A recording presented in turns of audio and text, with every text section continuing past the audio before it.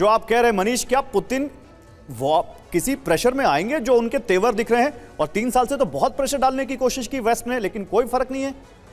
देखिए, जहां तक इस टैंकर का सवाल है, ये टैंकर जब अटैक किया गया तो ये टर्की के वाटर एरिया में था, और इसको लेकर टर्की के प्रेसिडेंट ने भी यूक्रेन के इस एक्शन पर बड़े सवाल खड़े किए हैं। लेकिन पुतिन के लिए या रूस के लिए एक मौका मिल गया कि अब आप देखिए, अगर यूक्रेन टर्की के इंटरनेशनल वाटर में जाकर रूस के किसी सिविलियन जहाज पर अटैक करता है, तो फिर हम क्यों रुकेंगे? फिर हम भी उनके पोर्ट पर अटैक करेंगे, उनके जहाज पर अटैक करेंगे, या उनको जो माल सप्लाई कर रहा है वो हम कह देंगे कि वो हथियार लेकर आया। ये एक नए किस्म का वॉर शुरू हो जाएगा फिर, चाहे वो ब्लैक सी हो, बाल्टिक सी हो, अटलांटिक सी हो, जहां पर सब एक दूसरे के जहाजों पर इस तरह से अटैक करेंगे। याद करिए हुती कैसा करते थे। जैसे कल तैयब अर्दोआन का एक बयान आया था, एवीएम तिवारी, जिसमें वो कह रहे थे कि हम बर्दाश्त नहीं करेंगे। तो क्या वो ये कह रहे थे कि हमारे एरिया में अगर किसी ने अटैक किया तो हम इसमें आएंगे? अब वो नेटो के सदस्य हैं, यूक्रेन उनके एरिया में अटैक कर रहा है, ये तो बड़ी कॉम्प्लिकेटेड सी सिचुएशन हो जाएगी। गौरव, ये सिचुएशन काफ़ी बदलती जा रही है। एक तरफ से अमेरिका पूरी सहायता हेल्प कर रहा है, पूरी कोशिश कर रहा है कि शांति, ये डिरेल की कोशिश कर रहा है। रशिया भली बात समझता है, नाटो को भी मालूम है, आई डोंट नो ये स्टैंड क्यों लिया हुआ उन्होंने कि डिरेल करने के लिए। नाटो को मालूम है अगर अमेरिका उनके साथ नहीं है, इनकी कोई शक्ति नहीं है, रशिया को फेस नहीं कर सकते। रशिया 1990 के पहले भी मिलिट्री पावर था और अभी भी एक मिलिट्री पावर है, यूएसए से कम नहीं कर सकते। तो अगर ये धमकी दे रहे हैं पुतिन को, तो इनडायरेक्ट धमकी है, समझिए। इसके पहले भी पुतिन कई बार बिना वॉर हेड के धमकी है या आगे भी कुछ दिखता है आपको? करना, ये धमकी देखते रहेंगे, मौका देंगे, लेकिन शुरुआत रशिया अपनी तरफ से नहीं करेगा।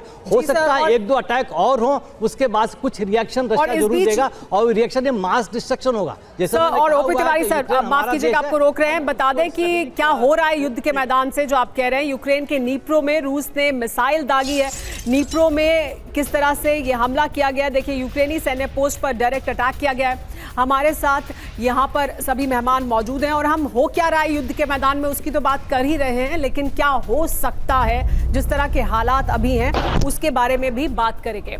तो देखिए, एक और बड़ी खबर आपको बता दें कि इस जो हमला जिसका हमने जिक्र किया उसमें तो यूक्रेनी सैन्य पोस्ट तबाह हो ही गया, लेकिन यूक्रेन ने रूसी ड्रोन को भी मार गिराया है। गेरॉन 3 ड्रोन मार गिराया गया है यूक्रेन द्वारा। यूक्रेनी इलाके में घुसा था ये ड्रोन, जिसके बाद यूक्रेन ने इसे गिरा दिया।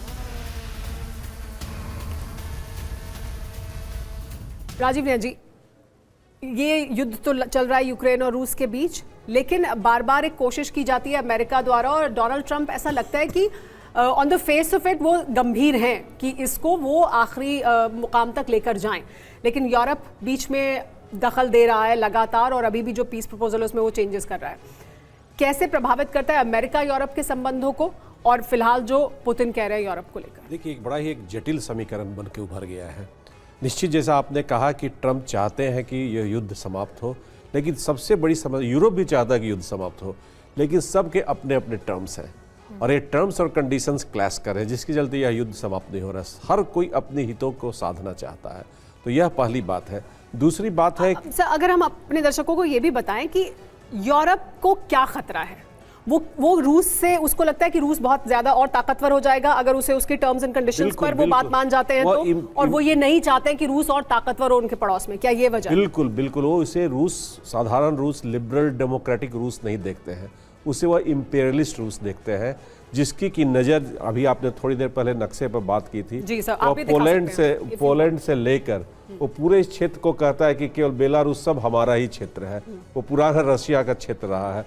तो हो सकता है अभी उनकी नीति नहीं हो, लेकिन जिस तरह से कुछ संकेत खास करके कुछ विशेष कर यूक्रेन पे आया और बाकी देशों पर आया, तो इन्हें लगता है कि वह पुराना रूस आएगा, इम्पेरियलिस्ट रूस, और फ्रांस से लेकर जर्मनी सबके साथ उसका युद्ध हुआ है, लेकिन साथ साथ सहयोग भी हुआ है।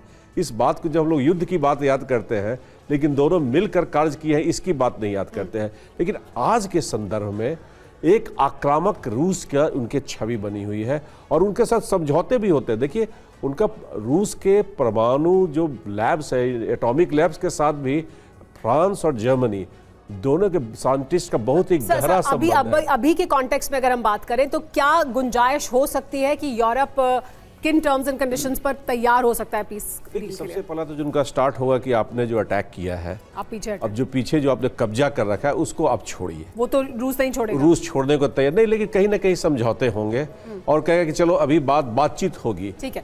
और क्राइमिया पर वो समझौता नहीं करेगा, क्योंकि क्राइमिया वो मानता है कि गलती से, यहाँ तक कि येल्सिन जैसा व्यक्ति कहा था कि ये एक गलत तरीके से उसे दे दिया गया है यूक्रेन जी। को, उससे मैं वापस लेकर रहूंगा। बिल्कुल। ये अधूरी बात है जी।